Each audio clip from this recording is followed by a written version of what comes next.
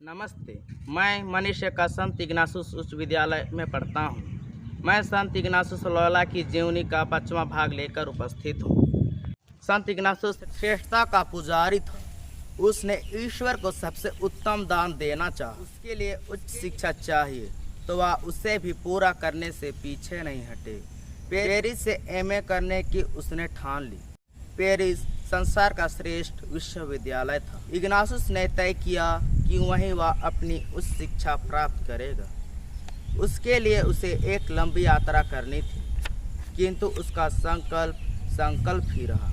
उसके सामने सभी बाधाएं हाथ जोड़कर खड़ी हो जाती थी। सलामंका से पेरिस बहुत दूर है, फिर बार्सिलोना होकर जाना था। सर्वश्रेष्ठ के अतिरिक्त उसे कुछ नहीं भाता था, अतः उसने उस समय के सर्वश्रेष्ठ विश्वविद्यालय को चुन लिया। वह अपने युग की दुनिया जी चुका था। उसको सबसे सुंदर दिखना था। वह हमेशा इन बातों का ख्याल रखता था। शरीर चुस्त रहे, फैशन में भी कम नहीं। वह एक अनुपम सैनिक था। नाभार के वायसराय की सेना का एक नायक रहा। उसे वीर होना था तो सर्वश्रेष्ठ, बड़ी सेना से अकेले झिझने को तत्पर। ईश्वर की सेवा में भी उसने सर्वोत्तम भेंट देनी चाहिए। इसी विचार से उसने पवित्र देश की तीर्थ यात्रा की। ईश्वर से उसने संपर्क करना चाहा था। पवित्र तीर्थों के प्रति उसकी प्रगाढ़ भक्ति रही। शिक्षा के क्षेत्र में वह किसी से कम क्यों रहे। पेरिस के श्रेष्ठ विश्वविद्यालय की उत्कृष्ट शिक्षा पाना उसका दृढ़ निश्चय रहा। नमस्कार, मैं उज्ज्वल अविनाश मिंज संत इग्नासुस उच्च विद्यालय गुमला का विद्यार्थी हूँ। सितंबर 1526 को इग्नासुस ने पेरिस प्रस्थान किया। उसने अपना सारा सामान एक गधे की पीठ पर लाद दी। सलामंका से वह रवाना हुआ। 600 किलोमीटर की दूरी तय करके वह सीधे बार्सिलोना पहुंचा। मार्ग में मोंटसेराट और मनरेसा पड़े, किंतु वह कहीं नहीं रुका। बार्सिलोना में अपने मित्र के यहाँ 3 महीने ठहरा।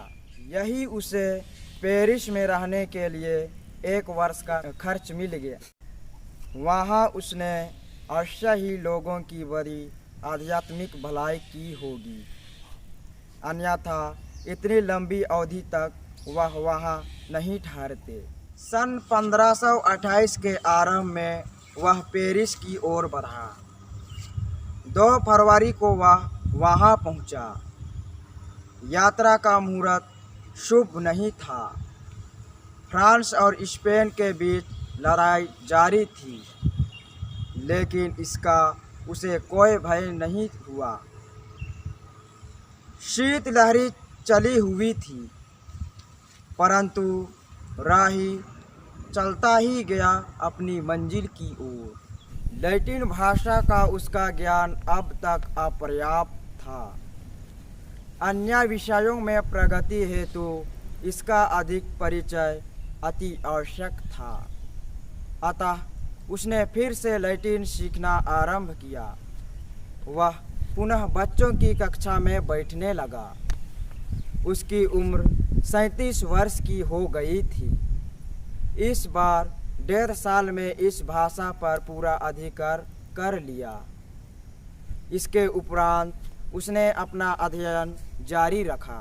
सन 1534 में उसने पेरिस से दर्शन शास्त्र में एमए की उपाधि प्राप्त की। उसने सिर्फ 2 वर्ष इस शास्त्र का अध्ययन किया, क्योंकि उसकी सेहत अच्छी नहीं थी। पेरिस की छात्र जगत में इग्नासुस प्रसिद्ध हो गया। मॉर्निंग स्टूडेंट्स, प्रत्येक वर्ष की तरह इस वर्ष भी हम लोग लोयोला पर्व मना रहे हैं, जिसमें हम सभी लोग संत इग्नासियस की जीवनी पर चर्चा कर रहे हैं। आज जिस प्रसंग की चर्चा होने वाली है, यह बहुत प्रेरणादायक है। इसमें बहुत सारी ऐसे विषयों का समायोजन किया गया है, जिसके द्वारा हम बहुत कुछ सीख सकते हैं और उसे अपने जीवन में समाहित कर अपने जीवन को सार्थक कर सकते हैं। जैसा कि हमने देखा कि संत इग्नासियस का जो छात्र जीवन था वो बाधाओं से भरा हुआ था। बच्चे उससे चिढ़ाते थे, स्कूल में वह सहज अनुभव नहीं करता था, फिर भी उस पर कोई प्रभाव नहीं पड़ता था। वह पढ़ाई करने में बिल्कुल सक्षम था और अपनी पढ़ाई जारी रख। लेकिन इस दौरान उसे एक और बाधा पहुंच रही थी, और वह बाधा थी कि पढ़ाई के क्रम में उसके अंदर आध्यात्मिक विचार आ रहे थे और उसके अंदर भटकाव आ रहा था जो उसके पढ़ाई को प्रभावित कर रहा था। तो एक दिन वह अपने एक शिक्षक से अपने समस्या का चर्चा करता है और वह चर्च में बैठकर अपनी समस्या को शिक्षक को बतलाता है, और शिक्षक के मार्गदर्शन से वह इस समस्या से भी निदान पाता है। यह हमें यह दिखलाता है कि शिक्षक जो है वह ज्ञान का स्रोत है, और शिक्षक ही हमें सही दिशा निर्देशन भी करता है।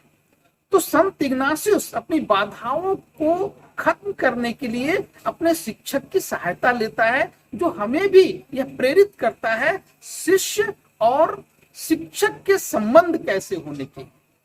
इसके बाद दूसरा चीज यह भी हम देखते हैं कि वह श्रेष्ठता का पुजारी था। अपनी पढ़ाई जारी रखने के लिए वह विश्व के सबसे प्रसिद्ध यूनिवर्सिटी पेरिस जाता है अपनी आगे की पढ़ाई करने के लिए, और वहां अपनी पढ़ाई जारी रखता है। 37 साल की उम्र में वह लैटिन में पारंगत हासिल करता है। वह यह दिखलाता है कि शिक्षा पाने की कोई सीमा नहीं होती, अर्थात कि किसी भी आयु में हम शिक्षा ग्रहण कर सकते हैं। और जबकि इस बीच उसको बाधाएं भी आई, लेकिन वह लैटिन में बिल्कुल पारंगत हासिल करता है, और अंत में वह श्रेष्ठता को भी हासिल करता है जब पेरिस विश्वविद्यालय से उसे दर्शन शास्त्र में एमए की डिग्री प्राप्ति होती है। तो विद्यार्थियों, इस तरह से हम उसके जीवन से बहुत कुछ सीख सकते हैं। उनके जीवन की कठिनाइयों से हम बहुत कुछ सीख सकते हैं। और इस दौरान उनको भीख भी मांगना पड़ा था, भिक्षाटन भी करना पड़ा था। तो ऐसी समस्याओं का निदान हम आसानी से कर सकते हैं अगर हम संत इग्नासियस के जीवन से कुछ प्रेरणा लें, सीखें। और किसी भी महापुरुष के जीवन से सीखना हमारा यह सीखना ही चाहिए, और इसीलिए हम किसी भी महापुरुष के जीवन को पढ़ते हैं, समझते हैं, जैसा कि संत इग्नासियस का जीवन है। तो उन प्रेरणाओं को आत्मसात करके अपने जीवन को सार्थक बनाना यही हमारा परम कर्तव्य है। धन्यवाद।